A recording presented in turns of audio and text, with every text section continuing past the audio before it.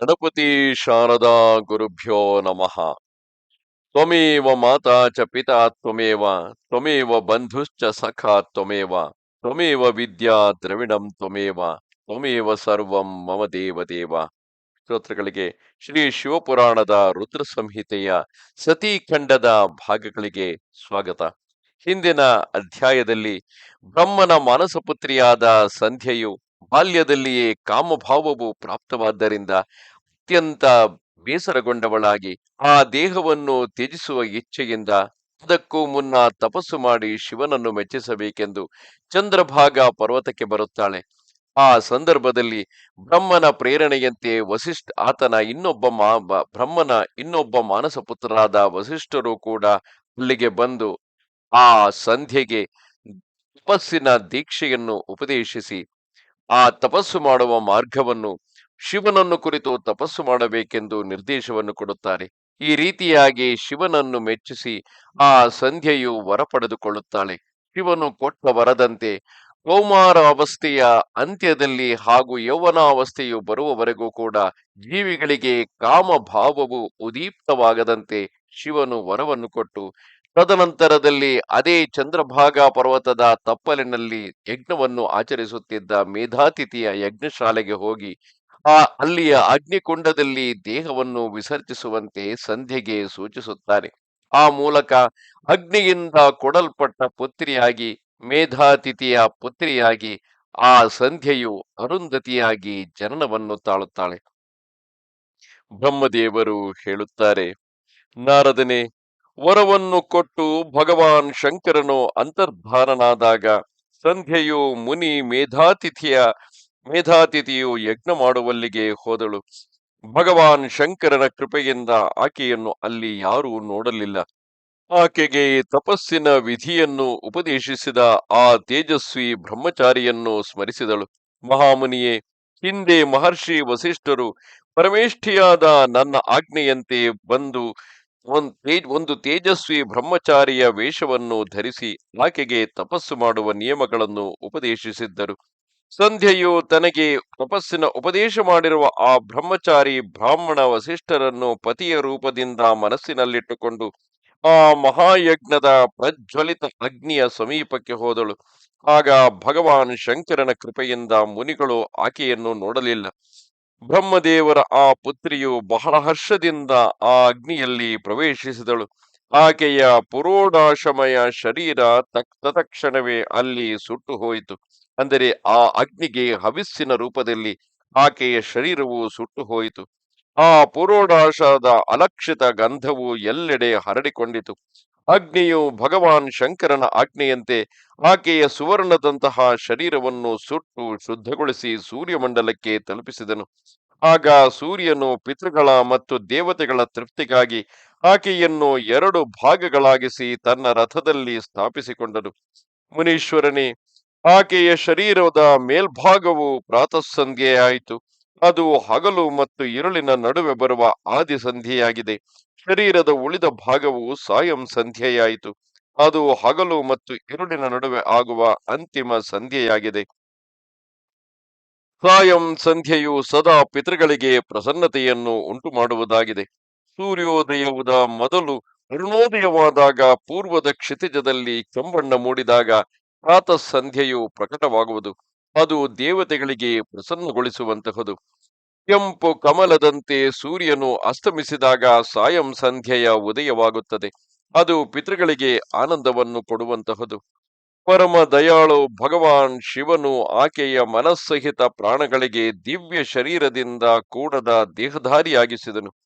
ಮುನಿಯ ಯಜ್ಞದ ಸಮಾಪ್ತಿಯ ಸಮಯ ಬಂದಾಗ ಅವಳು ಅಗ್ನಿಯ ಜ್ವಾಲೆಯಲ್ಲಿ ಮಹರ್ಷಿ ಮೇಧಾತಿಥಿಗೆ ಕಾದ ಸುವರ್ಣದಂತೆ ಕಾಂತಿಯುಳ್ಳ ಪುತ್ರಿಯ ರೂಪದಲ್ಲಿ ಪ್ರಾಪ್ತವಾದಳು. ಮುನಿಯು ಬಹಳ ಆನಂದದಿಂದ ಆ ಪುತ್ರಿಯನ್ನು ಸ್ವೀಕರಿಸಿದನು. ಮುನಿಯೇ, ಅವರು ಯಜ್ಞಕ್ಕಾಗಿ ಆಕೆಯನ್ನು ಸ್ನಾನ ಮಾಡಿಸಿ ತನ್ನ ತೊಡೆಯಲ್ಲಿ ಕುಳ್ಳಿರಿಸಿಕೊಂಡನು. ಶಿಷ್ಯರಿಂದ ಸುತ್ತುವರಿದ ಮಹಾಮುನಿ ಮೇಧಾತಿಥಿಗೆ ಬಹಳ ಸಂತೋಷವಾಯಿತು. ಅವರು ಆಕೆಯ ಹೆಸರನ್ನು ಅರುಂಧತಿ ಎಂದಿಟ್ಟರು. ಅವಳು ಯಾವ ಕಾರಣದಿಂದಲೂ ಧರ್ಮವನ್ನು ಉಲ್ಲಂಘಿಸುತ್ತಿರಲಿಲ್ಲ. ಆದ್ದರಿಂದ ಅದೇ ಗುಣದಿಂದಾಗಿ ಆಕೆಗೆ ಈ ತ್ರಿಭುವನ ವಿಖ್ಯಾತ ಹೆಸರು ಪ್ರಾಪ್ತವಾಯಿತು. ದೇವರ್ಷಿಯೇ, ಯಜ್ಞವನ್ನು ಸಮಾಪ್ತಿಗೊಳಿಸಿ ಕೃತಕೃತ್ಯನಾದ ಆ ಮುನಿಯು ಪುತ್ರಿಯ ಪ್ರಾಪ್ತಿಯಾದ್ದರಿಂದ ಬಹಳ ಪ್ರಸನ್ನರಾಗಿದ್ದರು. ತಮ್ಮ ಶಿಷ್ಯರೊಂದಿಗೆ ಆಶ್ರಮದಲ್ಲಿದ್ದುಕೊಂಡು ಸದಾ ಆಕೆಯ ಲಾಲನೆ ಪಾಲನೆ ಮಾಡುತ್ತಿದ್ದರು. ಅರುಂಧತಿ ದೇವಿಯು ಚಂದ್ರಭಾಗಾ ತೀರದ ತಾಪಸಾರಣ್ಯದೊಳಗೆ ಮುನಿವರ ಮೇಧಾತಿಥಿಯ ಆ ಆಶ್ರಮದಲ್ಲಿ ನಿಧಾನವಾಗಿ ಬೆಳೆದು ದೊಡ್ಡವಳಾದಳು. ಆಕೆಯು ವಿವಾಹಕ್ಕೆ ಯೋಗ್ಯವಾದಾಗ ನಾನು, ಅಂದರೆ ಬ್ರಹ್ಮ, ವಿಷ್ಣು ಮತ್ತು ಮಹೇಶ್ವರರು ಸೇರಿ ಬ್ರಹ್ಮಪುತ್ರ ವಸಿಷ್ಠರೊಂದಿಗೆ ಆಕೆಯ ವಿವಾಹವನ್ನು ಮಾಡಿಸಿದೆವು. ಬ್ರಹ್ಮ, ವಿಷ್ಣು, ಮಹೇಶ್ವರ ಇವರ ಕೈಗಳಿಂದ ಹೊರಟ ಜಲದಿಂದ ಕ್ಷಿಪ್ರ ಮೊದಲಾದ 7 ಪವಿತ್ರ ನದಿಗಳು ಉತ್ಪನ್ನವಾದವು. ಮುನಿಯೇ, ಮೇಧಾತಿಥಿಯ ಪುತ್ರಿ ಮಹಾಸಾಧ್ವಿ ಅರುಂಧತಿಯು ಸಮಸ್ತ ಪತಿವ್ರತೆಯರಲ್ಲಿ ಶ್ರೇಷ್ಠಳಾಗಿದ್ದಳು. ಅವಳು ಮಹರ್ಷಿ ವಸಿಷ್ಠರನ್ನು ಪತಿಯಾಗಿ ಪಡೆದು ಅವರೊಂದಿಗೆ ಬಹಳ ಶೋಭಿಸುತ್ತಿದ್ದಳು. ಅವಳಲ್ಲಿ ಶಕ್ತಿಯೇ ಮೊದಲಾದ ಶುಭ ಮತ್ತು ಹಾಗೂ ಶ್ರೇಷ್ಠ ಪುತ್ರರು ಹುಟ್ಟಿದರು. ಮುನಿ ಶಿರೋಮಣಿಯೇ, ಈ ಪ್ರಕಾರ ನಾನು ನಿನ್ನಲ್ಲಿ ಸಮಸ್ತ ಕಾಮನೆಗಳ ಫಲಗಳನ್ನು ಕೊಡುವಂತಹ ಪರಮ ಪಾವನ ಹಾಗೂ ದಿವ್ಯವಾದ ಸಂಧ್ಯೆಯ ಪವಿತ್ರ ಚರಿತ್ರೆಯನ್ನು ವರ್ಣಿಸಿರುವೆನು.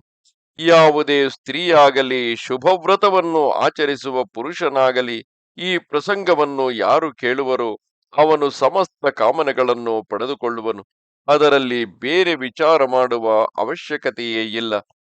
ಪ್ರಜಾಪತಿ ಬ್ರಹ್ಮದೇವರ ಈ ಮಾತನ್ನು ಕೇಳಿ ನಾರದರ ಮನಸ್ಸು ಪ್ರಸನ್ನವಾಯಿತು ಮತ್ತು ಇಂತೆಂದರು. ನಾರದರು ಕೇಳುತ್ತಾರೆ, ಪೂಜ್ಯರೇ, ನೀವು ಅರುಂಧತಿಯ ಹಾಗೂ ಹಿಂದಿನ ಜನ್ಮದಲ್ಲಿ ಆಕೆಯ ಸ್ವರೂಪಭೂತ ಸಂಧ್ಯೆಯ ಬಹಳ ಉತ್ತಮವಾದ ಶಿವಭಕ್ತಿಯನ್ನು ವೃದ್ಧಿಗೊಳಿಸುವಂತಹ ದಿವ್ಯ ಕಥೆಯನ್ನು ಹೇಳಿದಿರಿ. ಧರ್ಮಜ್ಞನೇ, ಈಗ ನೀವು ಬೇರೆಯವರ ಪಾಪಗಳನ್ನು ವಿನಾಶ ಮಾಡುವಂತಹ ಉತ್ತಮ ಹಾಗೂ ಮಂಗಲದಾಯಕ ಭಗವಾನ್ ಶಿವನ ಪರಮ ಪವಿತ್ರ ಚರಿತ್ರೆಯನ್ನು ವರ್ಣಿಸಿರಿ. ಕಾಮದೇವನು ರತಿಯನ್ನು ವಿವಾಹ ಮಾಡಿಕೊಂಡು ಹರ್ಷಪೂರ್ವಕ ಹೊರಟು ಹೋದನು. ದಕ್ಷಿಣೆ ಆದಿ ಇತರ ಮುನಿಗಳು ತಮ್ಮ ತಮ್ಮ ಸ್ಥಾನಕ್ಕೆ ತೆರಳಿದರು. ಸಂಧ್ಯೆಯು ತಪಸ್ಸು ಮಾಡಲಿಕ್ಕಾಗಿ ಹೊರಟು ಹೋದ ಬಳಿಕ ಅಲ್ಲಿ ಏನಾಯಿತು? ಆಗ ಬ್ರಹ್ಮದೇವರು ಹೇಳುತ್ತಾರೆ, ವಿಪ್ರವರ ನಾರದನೇ, ನೀನು ಧನ್ಯನಾಗಿರುವೆ, ಭಗವಾನ್ ಶಿವನ ಸೇವಕನಾಗಿರುವೆ. ಆದ್ದರಿಂದ ಶಿವನ ಲೀಲೆಯಿಂದ ಕೂಡಿದ ಅವನ ಶುಭ ಚರಿತ್ರವನ್ನು ಭಕ್ತಿಪೂರ್ವಕವಾಗಿ ಕೇಳು. ಪ್ರಿಯ, ಹಿಂದಿನ ಕಾಲದಲ್ಲಿ ನಾನೊಮ್ಮೆ ಮೋಹದಲ್ಲಿ ಸಿಲುಕಿ ಭಗವಾನ್ ಶಂಕರನು ನನ್ನನ್ನು ಅಪಹಾಸ್ಯ ಮಾಡಿದಾಗ ನನಗೆ, ಅಂದರೆ ಬ್ರಹ್ಮದೇವನಿಗೆ, ಬಹಳ ಬೇಸರವಾಯಿತು. ವಾಸ್ತವವಾಗಿ ಶಿವನ ಮಾಯೆಯು ನನ್ನನ್ನು ಮೋಹಿಸಿತ್ತು. ಅದಕ್ಕಾಗಿ ನಾನು ಭಗವಾನ್ ಶಂಕರನ ಕುರಿತು ಈರ್ಷ್ಯೆ ತಳೆದೆನು. ಅದನ್ನು ಹೇಳುವೆನು ಕೇಳು. ಒಮ್ಮೆ ದಕ್ಷರಾಜನು ಮುನಿಗಳು ಕುಳಿತಿದ್ದಲ್ಲಿಗೆ ನಾನು ಹೋಗಿದ್ದೆ. ಅಲ್ಲಿ ರತಿಯೊಂದಿಗೆ ಕಾಮದೇವನು ಇದ್ದನು. ನಾರದನೇ, ಆಗ ನಾನು ಬಹಳ ಪ್ರಸನ್ನತೆಯಿಂದ ದಕ್ಷ ಹಾಗೂ ಇತರ ಪುತ್ರರನ್ನು ಸಂಬೋಧಿಸಿ ಮಾತುಕತೆಯನ್ನು ಪ್ರಾರಂಭಿಸಿದೆನು. ಆ ಮಾತುಕತೆಯಾಡುವಾಗ ನಾನು ಶಿವನ ಮಾಯೆಯಿಂದ ಪೂರ್ಣವಾಗಿ ಮೋಹಿತನಾಗಿದ್ದೆ. ಆದ್ದರಿಂದ ನಾನು ಹೇಳಿದೆ, ಪುತ್ರರ, ಮಹಾದೇವನು ಯಾವುದಾದರೂ ಕಮನೀಯ ಕಾಂತಿಯುಳ್ಳ ಸ್ತ್ರೀಯಳ ಪಾಣಿಗ್ರಹಣ ಮಾಡುವಂತೆ ನೀವು ಪ್ರಯತ್ನಿಸಬೇಕು. ಇದಾದ ಬಳಿಕ ನಾನು ಭಗವಾನ್ ಶಿವನನ್ನು ಮೋಹಿತನನ್ನಾಗಿಸುವ ಭಾರವನ್ನು ರತಿ ಸಹಿತ ಕಾಮದೇವನಿಗೆ ಒಪ್ಪಿಸಿದನು. ಕಾಮದೇವನು ನನ್ನ ಆಜ್ಞೆಯನ್ನು ಒಪ್ಪಿಕೊಂಡು ಹೇಳಿದನು, ಪ್ರಭು, ಸುಂದರ ಸ್ತ್ರೀಯೇ ನನ್ನ ಅಸ್ತ್ರವಾಗಿದೆ. ಆದ್ದರಿಂದ ಶಿವನನ್ನು ಮೋಹಿತನನ್ನಾಗಿಸಲು ಯಾವುದಾದರೂ ನಾರಿಯನ್ನು ಸೃಷ್ಟಿಸಿರಿ. ಇದನ್ನು ಕೇಳಿ ನಾನು ಚಿತ್ತನಾಗಿ ದೀರ್ಘವಾಗಿ ನಿಟ್ಟುಸಿರನ್ನು ಬಿಟ್ಟೆ. ನನ್ನ ಆ ನಿಶ್ವಾಸದಿಂದ ರಾಶಿ ರಾಶಿಯಾಗಿ ಹೂವುಗಳಿಂದ ವಿಭೂಷಿತ ವಸಂತನ ಪ್ರಾದುರ್ಭಾವವಾಯಿತು. ವಸಂತ ಮತ್ತು ಮಲಯಾನಿಲ ಅವರಿಬ್ಬರು ಮದನನಿಗೆ ಸಹಾಯಕರಾದರು. ಇವರೊಂದಿಗೆ ಹೋಗಿ ಕಾಮದೇವನು ವಾಮದೇವನನ್ನು ಮೋಹಿಸಲು ಪದೇ ಪದೇ ಪ್ರಯತ್ನಿಸಿದನು. ಆದರೆ ಅವನಿಗೆ ಸಫಲತೆ ಸಿಗಲಿಲ್ಲ. ಅವನು ನಿರಾಶನಾಗಿ ಮರಳಿದಾಗ ಅವನ ಮಾತನ್ನು ಕೇಳಿ ನನಗೆ ಬಹಳ ದುಃಖವಾಯಿತು. ಆಗ ನನ್ನ ಮುಖದಿಂದ ಹೊರಟ ನಿಶ್ವಾಸದಿಂದ 3 ಗುಣಗಳ ಉತ್ಪತ್ತಿಯಾಯಿತು. ಅವರಿಗೆ ಮನ್ಮಥನ ಸಹಾಯಕ್ಕಾಗಿ ಅಪ್ಪಣೆಯನ್ನಿತ್ತು. ನಾನು ಪುನಃ ಅವರೆಲ್ಲರನ್ನೂ ಶಿವನ ಬಳಿಗೆ ಕಳಿಸಿದನು. ಆದರೆ ಅತೀವ ಪ್ರಯತ್ನ ಮಾಡಿದರೂ ಅವರು ಭಗವಾನ್ ಶಿವನನ್ನು ಮೋಹಿಸಲಾರದೆ ಹೋದರು. ಕಾಮದೇವನು ಪರಿವಾರ ಸಹಿತ ಮರಳಿ ಬಂದು ನನಗೆ ನಮಸ್ಕರಿಸಿ ತನ್ನ ಸ್ಥಾನಕ್ಕೆ ಹೊರಟು ಹೋದನು. ಅವನು ಹೋದ ಬಳಿಕ ನಿರ್ವಿಕಾರನು ಮನಸ್ಸನ್ನು ವಶದಲ್ಲಿರಿಸಿಕೊಂಡ ಯೋಗ ಪಾರಾಯಣನು ಆದ ಭಗವಾನ್ ಶಂಕರನು ಯಾವ ಸ್ತ್ರೀಯನ್ನು ತನ್ನ ಸಹಧರ್ಮಿಣಿಯಾಗಿ ಸ್ವೀಕರಿಸುವನು ಎಂದು ನಾನು ಮನಸ್ಸಿನಲ್ಲೇ ಯೋಚಿಸತೊಡಗಿದನು. ಹೀಗೆ ಯೋಚಿಸುತ್ತಾ ನಾನು ಭಕ್ತಿಭಾವದಿಂದ ಭಗವಾನ್ ಶ್ರೀಹರಿಯನ್ನು ಸ್ಮರಿಸಿದನು. ಅವನು ಸಾಕ್ಷಾತ್ ಶಿವ ಸ್ವರೂಪನು, ನನ್ನ ಜನ್ಮದಾತನೂ ಆಗಿರುವನು. ನಾನು ದೀನ ವಚನಗಳಿಂದ ಕೂಡಿದ ಶುಭ ಸ್ತೋತ್ರಗಳ ಮೂಲಕ ಅವನನ್ನು ಸ್ತುತಿಸಿದನು. ಆ ಸ್ತುತಿಯನ್ನು ಕೇಳಿ ಭಗವಂತನು ಬೇಗನೆ ನನ್ನ ಮುಂದೆ ಪ್ರಕಟನಾದನು. ಅವನಿಗೆ 4 ಭುಜಗಳು ಶೋಭಿಸುತ್ತಿದ್ದವು. ಕಣ್ಣುಗಳು ಅರಳಿದ ಕಮಲದಂತೆ ಸುಂದರವಾಗಿದ್ದವು. ಅವನು ಕೈಗಳಲ್ಲಿ ಶಂಖ, ಚಕ್ರ, ಗದೆ, ಪದ್ಮಗಳನ್ನು ಧರಿಸಿಕೊಂಡಿದ್ದನು. ಅವನ ಶ್ಯಾಮಲ ಶರೀರದಲ್ಲಿ ಪೀತಾಂಬರವು ಬಹಳ ಶೋಭಿಸುತ್ತಿತ್ತು. ಆ ಭಗವಾನ್ ಶ್ರೀಹರಿಯು ಭಕ್ತ ಪ್ರಿಯನಾಗಿರುವನು. ತನ್ನ ಭಕ್ತರು ಅವನಿಗೆ ಅತ್ಯಂತ ಪ್ರಿಯರು. ಎಲ್ಲರ ಉತ್ತಮ ಶರಣಾರ್ಥನಾದ ಆ ಶ್ರೀಹರಿಯನ್ನು ಆ ರೂಪದಲ್ಲಿ ನೋಡಿ ನನ್ನ ಕಣ್ಣುಗಳಿಂದ ಪ್ರೇಮಾಶ್ರುಗಳು ಧಾರಾಕಾರವಾಗಿ ಹರಿದವು. ಗದ್ಗದ ಕಂಠದಿಂದ ನಾನು ಪದೇ ಪದೇ ಅವನನ್ನು ಸ್ತುತಿಸತೊಡಗಿದನು.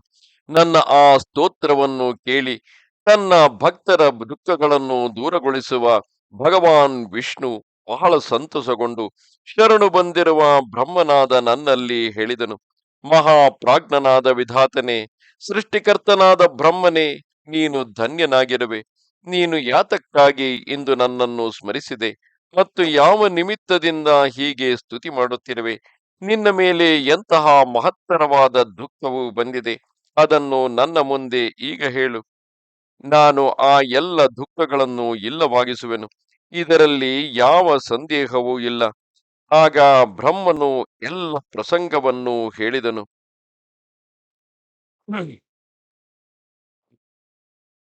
ಕೇಶವನೇ, ಭಗವಾನ್ ಶಿವನು ಹೇಗಾದರೂ ಪತ್ನಿಯನ್ನು ಸ್ವೀಕರಿಸಿದರೆ ನಾನು ಸುಖಿಯಾಗುವೆನು. ನನ್ನ ಅಂತಃಕರಣದ ಎಲ್ಲ ದುಃಖವು ದೂರವಾಗಿ ಹೋದೀತು. ಇದಕ್ಕಾಗಿ ನಾನು ನಿನಗೆ ಶರಣು ಬಂದಿರುವೆನು. ನನ್ನ ಮಾತನ್ನು ಕೇಳಿದ ಭಗವಾನ್ ಮಧುಸೂದನನು ನಕ್ಕು ಬಿಟ್ಟನು ಮತ್ತು ಸೃಷ್ಟಿಕರ್ತನಾದ ನನ್ನ ಹರ್ಷವನ್ನು ಹೆಚ್ಚಿಸುತ್ತಾ ಹೀಗೆ ನುಡಿದನು. ವಿಧಾತನೇ, ನೀನು ನನ್ನ ಮಾತನ್ನು ಕೇಳು. ಇದು ನಿನ್ನ ಭ್ರಮೆಯನ್ನು ನಿವಾರಿಸುವುದು. ನನ್ನ ವಚನವೇ ವೇದಶಾಸ್ತ್ರಾದಿಗಳ ವಾಸ್ತವಿಕ ಸಿದ್ಧಾಂತವಾಗಿದೆ. ಶಿವನೇ ಎಲ್ಲರ ಕರ್ತ, ಭರ್ತ ಅಂದರೆ ಪಾಲಕನು ಮತ್ತು ಹರ್ತ ಅಂದರೆ ಸಂಹಾರಕನು ಆಗಿದ್ದಾನೆ. ಅವನೇ ಪರಾತ್ಪರನಾಗಿರುವನು, ಪರಬ್ರಹ್ಮನು, ಪರೇಶನು, ನಿರ್ಗುಣನು, ನಿತ್ಯನು, ಅನಿರ್ದೇಶ್ಯನು, ನಿರ್ವಿಕಾರನು, ಒಡೆಯನು, ಸರ್ವವ್ಯಾಪಿ ಪರಮಾತ್ಮನು, ಪರಮೇಶ್ವರನು ಆಗಿರುವನು.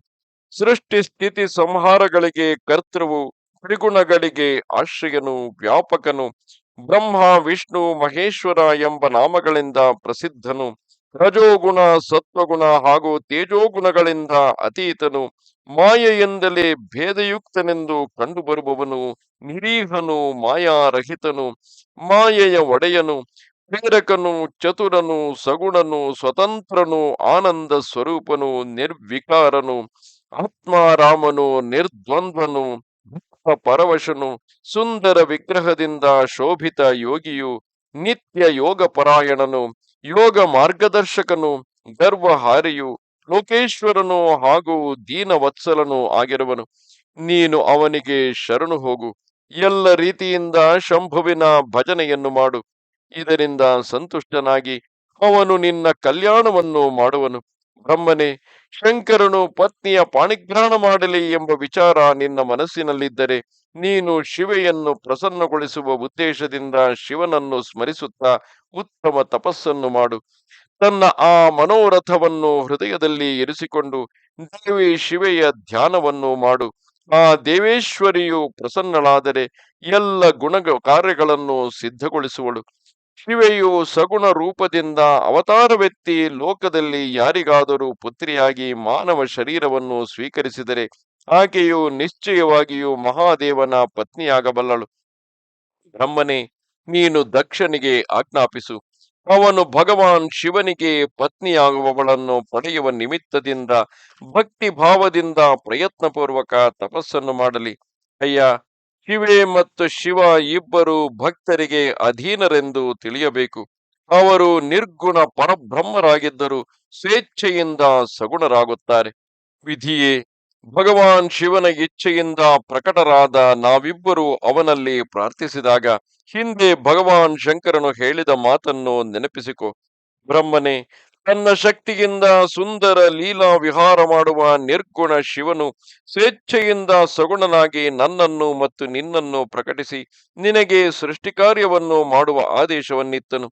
ಉಮಾ ಸಹಿತ ಆ ಅವಿನಾಶಿ ಸೃಷ್ಟಿಕರ್ತ ಪ್ರಭುವು ನನಗೆ ಆ ಸೃಷ್ಟಿಯನ್ನು ಪಾಲಿಸುವ ಕಾರ್ಯವನ್ನು ಒಪ್ಪಿಸಿದನು. ಮತ್ತೆ ನಾನಾ ಲೀಲಾ ವಿಶಾರದ ಆ ದಯಾಳು ಸ್ವಾಮಿಯು ನಕ್ಕು ಆಕಾಶದ ಕಡೆಗೆ ನೋಡುತ್ತಾ ತುಂಬು ಪ್ರೇಮದಿಂದ ಹೇಳಿದನು, ವಿಷ್ಣುವೇ, ನನ್ನ ಈ ಉತ್ಕೃಷ್ಟವಾದ ರೂಪವು ಆ ವಿಧಾತನ ಅಂಗದಿಂದ ಈ ಲೋಕದಲ್ಲಿ ಪ್ರಕಟವಾಯಿತು. ಅವನ ಹೆಸರು ರುದ್ರವೆಂದಾಯಿತು. ನನ್ನ ರೂಪವಿರುವಂತೆಯೇ ರುದ್ರನ ರೂಪವೂ ಇರುವುದು. ಅವನು ನನ್ನ ಪೂರ್ಣ ರೂಪನಾಗುವನು. ನೀವಿಬ್ಬರು ಸದಾ ಅವನನ್ನು ಪೂಜಿಸಬೇಕು. ಅವನು ನಿಮ್ಮಿಬ್ಬರ ಸಮಸ್ತ ಮನೋರಥಗಳನ್ನು ಸಿದ್ಧಿಗೊಳಿಸುವವನಾಗುವನು. ಅವನೇ ಜಗತ್ತಿನ ಪ್ರಳಯ ಮಾಡುವವನಾಗುವನು. ಅವನು ಸಮಸ್ತ ಗುಣಗಳ ದೃಷ್ಟ, ನಿರ್ವಿಶೇಷ ಹಾಗೂ ಉತ್ತಮ ಯೋಗದ ಪಾಲಕನಾಗುವನು. ಮೂರು ದೇವತೆಗಳು ಅಂದರೆ ಬ್ರಹ್ಮ, ವಿಷ್ಣು, ಮಹೇಶ್ವರರು ನನ್ನದೇ ರೂಪವಾಗಿದ್ದರೂ ವಿಶೇಷವಾಗಿ ರುದ್ರನು ನನ್ನ ಪೂರ್ಣ ರೂಪನಾಗುವನು. ಉತ್ತರರಿರ, ದೇವಿ ಉಮೆಯ ಮೂರು ರೂಪಗಳಾಗುವವು. ಒಂದು ರೂಪದ ಹೆಸರು ಲಕ್ಷ್ಮಿ ಎಂದಾಗುವುದು. ಆಕೆಯು ಶ್ರೀಹರಿಯ ಪತ್ನಿಯಾಗುವಳು. ಎರಡನೆಯ ರೂಪವು ಬ್ರಹ್ಮಪತ್ನಿ ಸರಸ್ವತಿಯಾಗುವಳು. ಮೂರನೆಯ ರೂಪವು ಸತಿಯ ಹೆಸರಿನಿಂದ ಪ್ರಸಿದ್ಧವಾದೀತು. ಸತಿ ಉಮೆಯ ಪೂರ್ಣ ರೂಪಳಾಗುವಳು. ಅವಳೇ ಭಾವಿ ರುದ್ರನ ಪತ್ನಿಯಾಗುವಳು. ಹೀಗೆ ಹೇಳಿ ಭಗವಾನ್ ಮಹೇಶ್ವರನು ನಮ್ಮ ಮೇಲೆ ಕೃಪೆ ತೋರಿ ಬಳಿಕ ಅಲ್ಲಿಂದ ಅಂತರ್ಧಾರನಾದನು. ಮತ್ತು ನಾವಿಬ್ಬರೂ ಸುಖವಾಗಿ ನಮ್ಮ ನಮ್ಮ ಕಾರ್ಯದಲ್ಲಿ ತೊಡಗಿದೆವು. ಬ್ರಹ್ಮನೇ, ಸಮಯ ಬಂದಾಗ ನಾನು ಮತ್ತು ನೀನು ಸಪತ್ನೀಕರಾದೆವು. ಸಾಕ್ಷಾತ್ ಭಗವಾನ್ ಶಂಕರನು ರುದ್ರನೆಂಬ ಹೆಸರಿನಿಂದ ಅವತರಿಸಿದನು. ಅವನು ಈಗ ಕೈಲಾಸ ಪರ್ವತದಲ್ಲಿ ವಾಸಿಸುತ್ತಿರುವನು. ಬ್ರಜೇಶ್ವರನೇ, ಈಗ ಶಿವೆಯೂ ಕೂಡ ಸತಿ ಎಂಬ ಹೆಸರಿನಿಂದ ಅವತರಿಸುವವಳಿದ್ದಾಳೆ. ಆದ್ದರಿಂದ ನೀನು ಆಕೆಯ ಆವಿರ್ಭಾವಕ್ಕಾಗಿ ಪ್ರಯತ್ನಿಸಬೇಕು. ಹೀಗೆ ಹೇಳಿ ನನ್ನ ಮೇಲೆ ಭಾರಿ ದೊಡ್ಡ ದಯೆಯನ್ನು ತೋರಿ ಭಗವಾನ್ ವಿಷ್ಣುವು ಅಂತರ್ಧಾನನಾದನು. ನನಗೆ ಅವನ ಮಾತನ್ನು ಕೇಳಿ ಬಹಳ ಆನಂದವಾಯಿತು. ಈ ರೀತಿಯಾಗಿ ಭಗವಾನ್ ಶಿವನ ಸಂಕಲ್ಪದಂತೆ ಯಾವುದೆಲ್ಲವೂ ನೆರವೇರಬೇಕಾಗಿರುವುದೋ ಅದೇ ನಡೆಯುತ್ತಿರುವುದು. ಅತ್ತ ಉಮೆಯು ಶಿವೆಯು ಸತಿಯ ರೂಪದಲ್ಲಿ ಅವತರಿಸುತ್ತಿರುವಳು. ಆ ಸತಿಯು ರುದ್ರನ ಸತಿಯಾಗಬೇಕಾಗಿದೆ. ಆ ಕಾರಣದಿಂದಾಗಿಯೇ ಬ್ರಹ್ಮದೇವನಿಗೆ ಶಿವನಿಗೆ ಒಬ್ಬ ಪತ್ನಿಯನ್ನು ಕೊಡಿಸಬೇಕೆಂಬ ವಿಚಾರವು ಆತನ ಮನಸ್ಸಿನಲ್ಲಿ ಮೂಡಿರುವುದು. ಎಲ್ಲವೂ ಭಗವಂತನ ಸಂಕಲ್ಪದಂತೆಯೇ ನಡೆಯುತ್ತಿದೆ. ನಮಸ್ತೆ ಶಾರದಾ ದೇವಿ, ಕಾಶ್ಮೀರ ಪುರವಾಸಿನಿ, ತ್ವಾಮಹಂ ಪ್ರಾರ್ಥಯೇ ನಿತ್ಯಂ, ವಿದ್ಯಾದಾನಂಚ ದೇಹಿಮೆ. ನಮಸ್ಕಾರ.